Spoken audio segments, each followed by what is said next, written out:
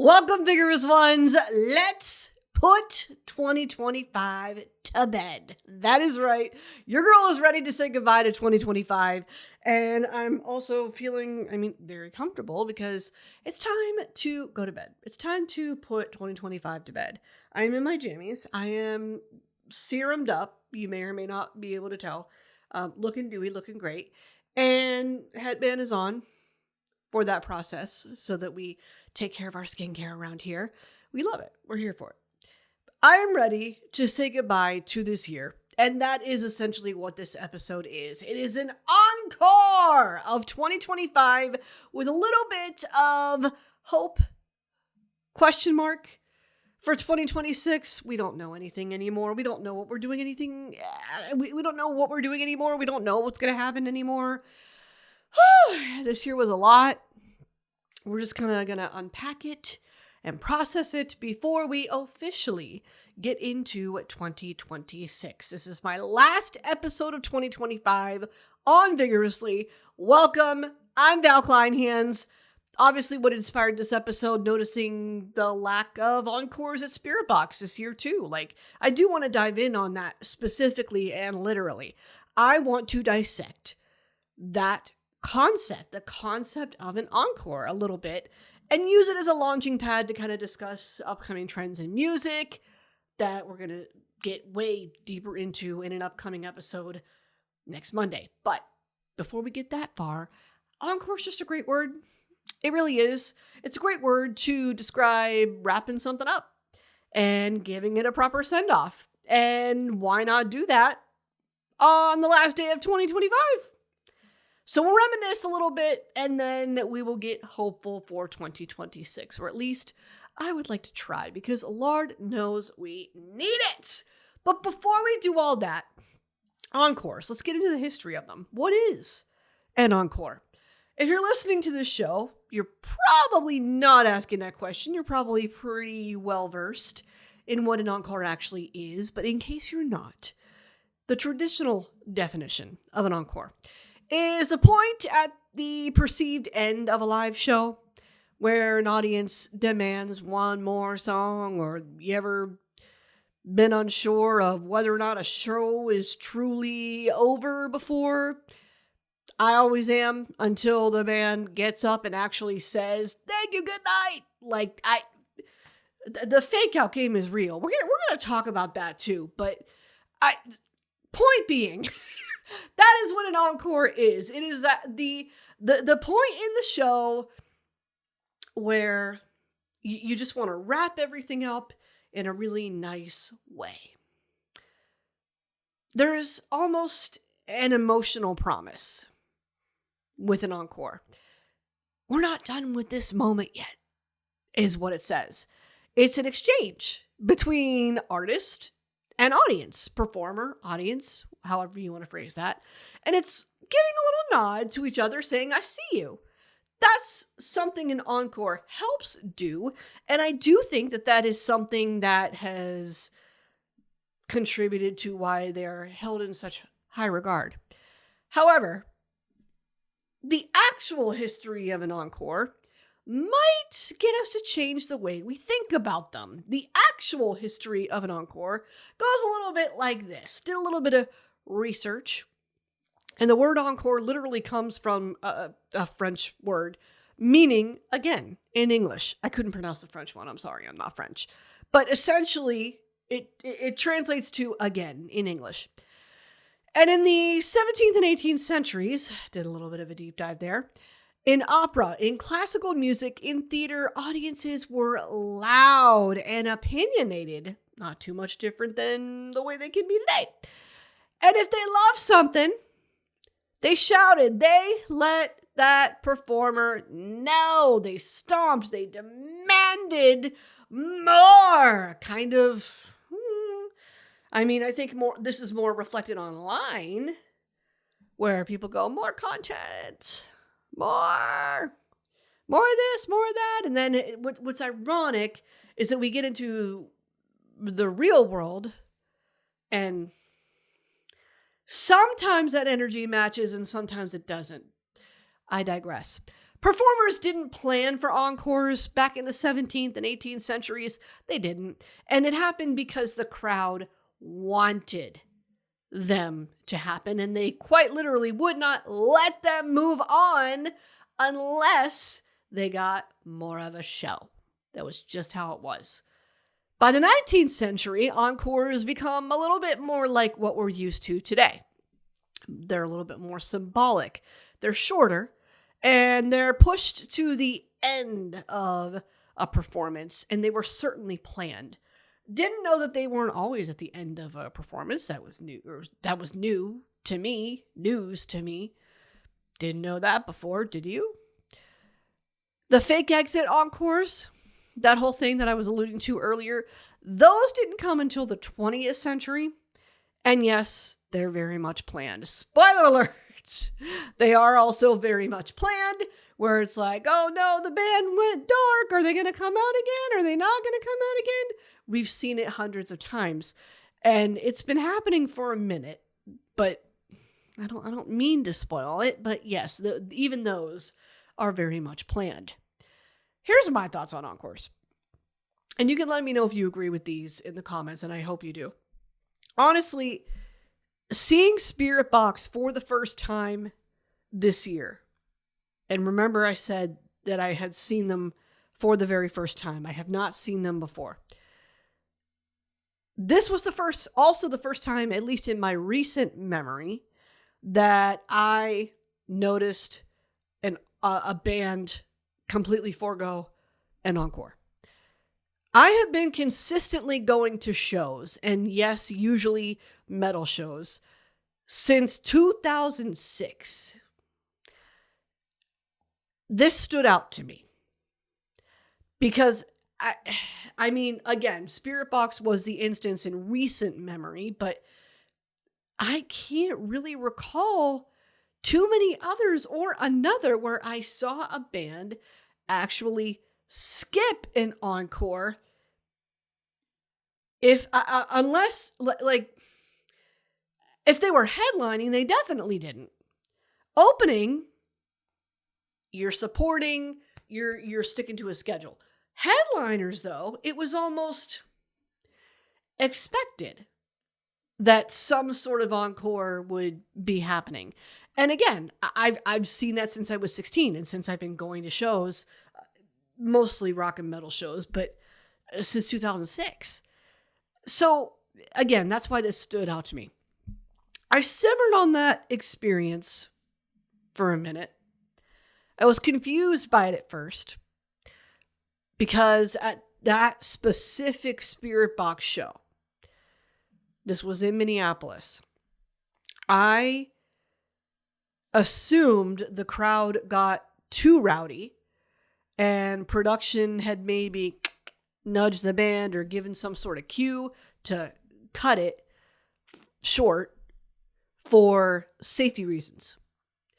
Courtney actually mentioned the rowdiness on stage. Like it was definitely brought to her attention. The band was aware of what was happening. There was, you can go back a couple episodes. I saw Spirit Box in Minneapolis, and this is what happened, to get what I saw and the details there. But because that was happening, I sort of excused isn't the right word, but that's what happened.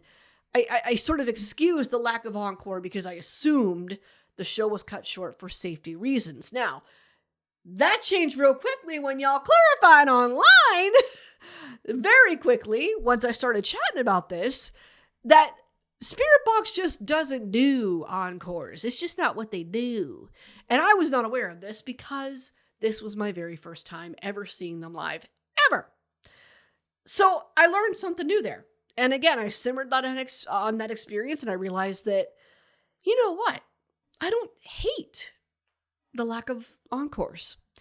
I don't hate that. There's a lot of integrity, honesty, and some benefits in the choice not to do an encore. I like the abolishment of the stupid fake out game. I'm like, no games for me equals honesty.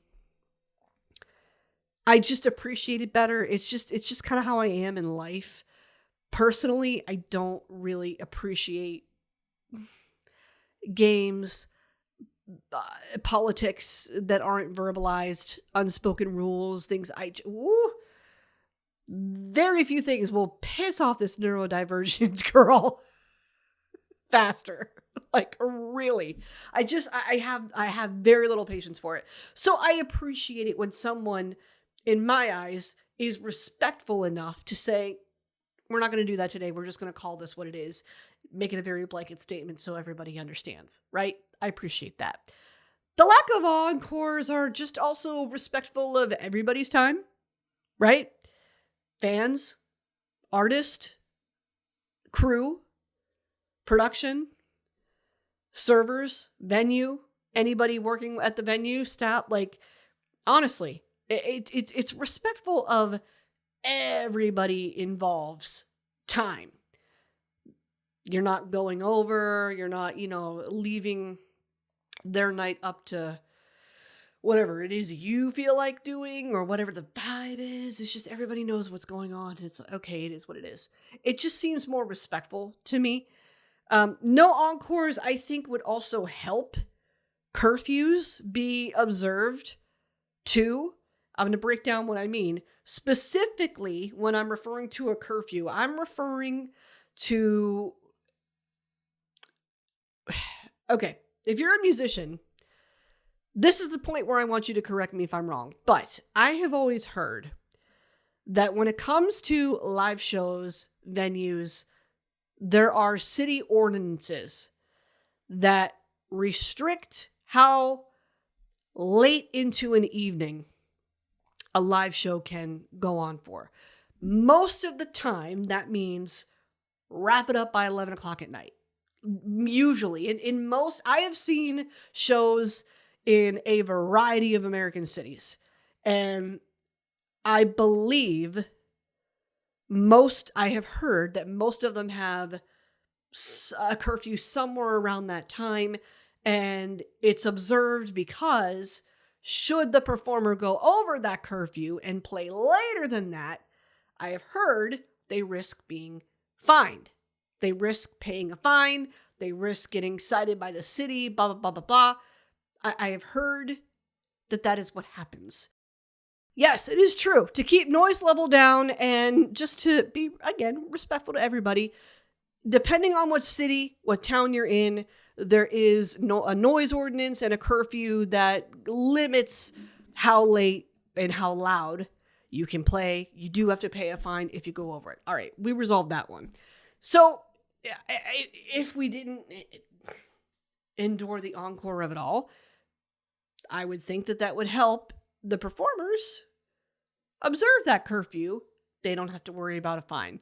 We've been encouraging encores purely because we just can't let go. And we need one last emotional hit, or at least that's how it seems. I think that's why we held on to them. But in a world where we can get a set list in seconds ahead of time and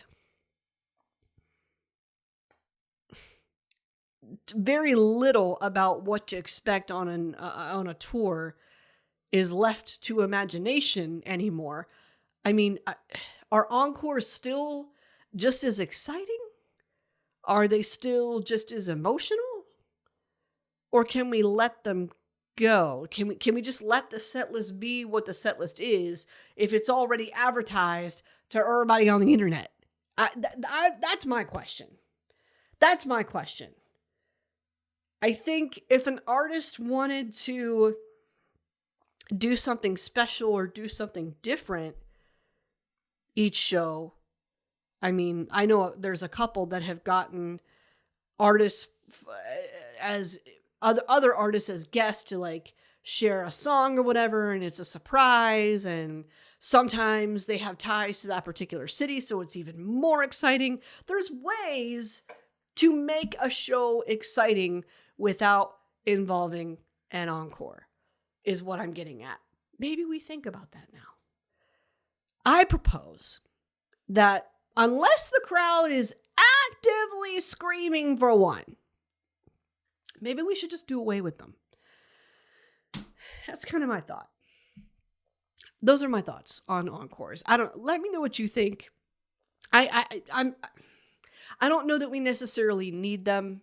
I don't hate them when I have them, but I don't necessarily need them. I suppose you could say that I'm neutral on the subject.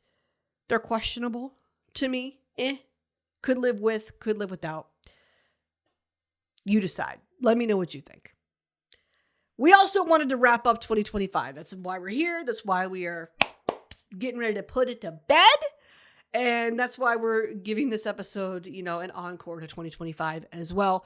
2025 was a wild year for me personally. And I think for most Americans, for a lot of reasons, which we'll get into. For me, I bought my first home this year. And you don't think about all the adjustments and patience that you will need to give yourself to accommodate that before you actually go through it. It's weird. It's like I've moved multiple times in my life with my family, with my now husband, just me and him. And I've never bought a home before, but I went from home to home, went from apartment to apartment, state to state, city to city. And there's just something about buying your first home where it's truly yours. There's just something about it that makes it a little bit more serious. There's a little bit more of a commitment. There's definitely, you're agreeing to take on a lot more responsibility. So there's some adjustments and mental adjustments that you have to make, routine adjustments that you have to make, schedule adjustments that you have to make to accommodate those new responsibilities. And for me, I can't say that I'm somebody that hates change, especially when it's obviously necessary. Okay. I think I just struggle with the adjustment period because I'm such a structured person that I prefer to have things as routine, copacetic, and same day to day as I possibly can have it. So when anything upsets that, I get a little antsy. However, the change was buying a new home, which is exciting. And we needed to buy this home. We needed to get out of that apartment complex. We really did. Our car kept getting broken into. It just wasn't a good scene anymore for a number of reasons. It was time. It was a change for the better. I am grateful for the change. I accept the fact that it was time. It just took me a minute to work through that adjustment period. And in true Capricorn fashion, we love a routine and a calendar. So when that is upset at all, it all goes out the window. It's tough. All that goes out the window when you're moving in and you're buying a new home. It's double hard for me, by the way, because I've got a substantial amount of Cancer in my chart too, moon and rising. So I feel it when my world is shook. And I think that was a lot of what was going on for me personally this year. Just so much of that. Had a little bit of health stuff this year too, which was a little bit spooky until I got particular information that now I use to my benefit. Way too much political violence and nastiness online. It's unnecessary. I feel like both of those things. This is just my perception, and you can tell me if you feel the same way. I feel like both of those things were at an all-time high this year. Really. Maybe before the tabloids were like what was reflecting that, and you could choose to ignore them. Now it just feels like you see it more because it's online, and today you almost have to be online to do most things, almost anything. So you're encountering it more. And that's hard. I don't think we learned a whole lot this year, unfortunately. I think as a society, we still seem very set in our ways, and we're accepting apathy and complacency when it comes to customer service positions and service-related interactions. I mean, I get it. We're tired. But I hope for more connection and things that genuinely inspire us to be better in 2026 to rectify that. This was also a benefit to 2025 was that it was a great year for nostalgia. Let's talk about that. For pop culture, music, fashion, all the above, 90s, Y2K era, anything like retro, anything like that, anything vintage, really, even further back in time. Just back with a bang. We all loved it. I love seeing it. Interestingly enough, I think this is the year more than ever AI is now starting to impact our daily lives. Before there was kind of whispers, but now I think it's almost creeping into daily life. And it's woof. I've got mixed feelings on that. I think AI is great for items that include or are not limited to creating or getting a general vibe on a subject, proofreading tasks, writing prompts, anything you might need inspiration for, that type of thing. If it doesn't require basis in fact or actual statistics, I think it's okay to lean on AI, or at least that is how far I trust it. I don't think everything can be AI though. Like those the customer service type interactions that I mentioned.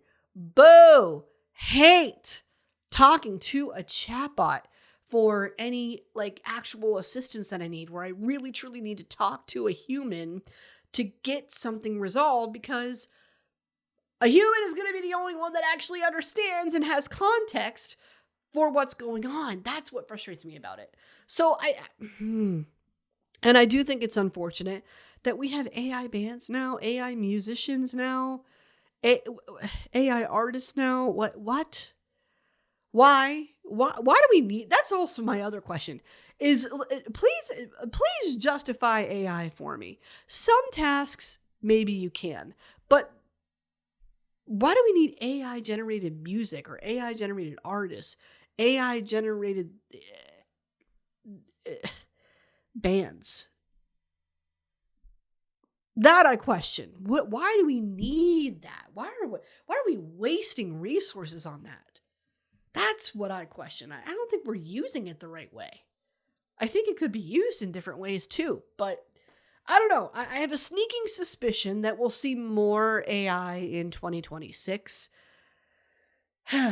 But I am hopeful, we'll move on to 2026 now, that we have more connection. I would love a little bit of patience and accountability in general, specifically more accountability in the people who manage teams for companies and make work or service related commitments to the public.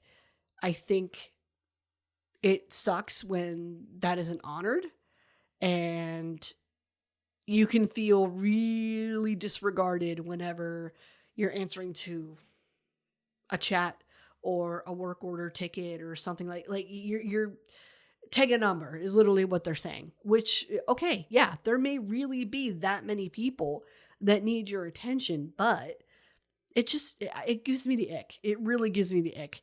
I think connection to things again, or just taking a little bit more responsibility in those types of interactions would foster better interactions in that realm.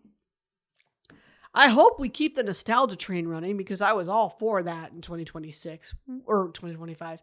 I definitely want more nostalgia. I'm hoping that we continue with that. We have in the music world that is absolutely reflected. We'll get into that in a future episode, but man, it's exciting. I also hope that we end up with more tangible items back in stock in physical stores. I don't know. I feel like everything that I like, products, tangible products that I like and that I rely on, I feel like I have to order at least half of them anymore. Like they're never actually in stock. And that drives me nuts. I mean, I know that like I get going to the store isn't my favorite thing in the world. And I like the drive up type options, right? Curbside pickup type options. I love those options. But I guess how that correlates to the availability of items in the actual store, I'm not sure. I'm not an expert on that subject. But I would think, I don't understand how that would impact whether or not something's in stock. Maybe it does economically. I don't know. But it sure would be nice if like physical items were actually in stock in stores and you didn't have to order everything anymore. My mailman is exhausted. I'm exhausted. I hate that for him. I don't like...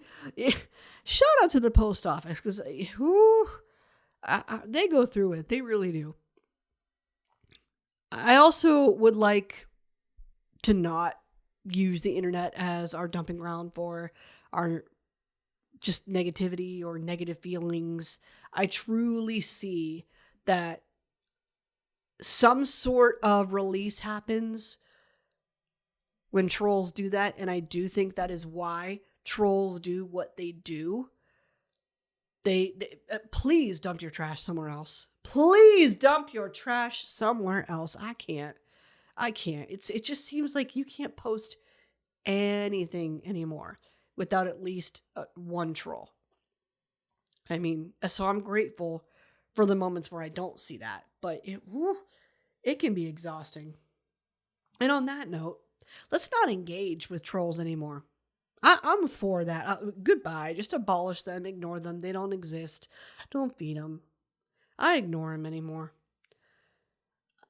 In 2026, I definitely want to do this too, and I'm going to put this out there. More guests on this show. I am going to continue vigorously into 2026. There will be more content from me. I cannot wait for you to see it. To me, 2025 was wild, and I think that was the way we can wrap it up. There was so much going on. Secret Lives of Mormon Wives, that became a hit. Their adventures are wild. Like yeah. But I think we're ready to put it to bed. I think we're tired. We did a lot this year. In conclusion, will we see less encores in 2026 at live shows? I think so. I think there's a chance. Let me know in the comments what your thoughts on encores are. I cannot wait to leave 2025 behind. To celebrate 2026, I plan on cooking the Little Weenies and watching Waiting to Exhale to honor its 30th anniversary. I am wishing you a very happy, healthy, and peaceful 2026. Happy New Year. Bye.